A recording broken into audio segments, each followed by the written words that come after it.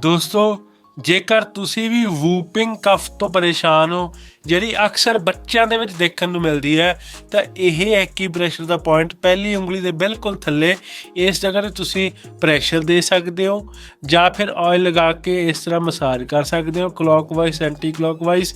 ਵੂਪਿੰਗ cough ਦੇ ਵਿੱਚ ਬਹੁਤ ਰਾਹਤ ਮਿਲੇਗੀ।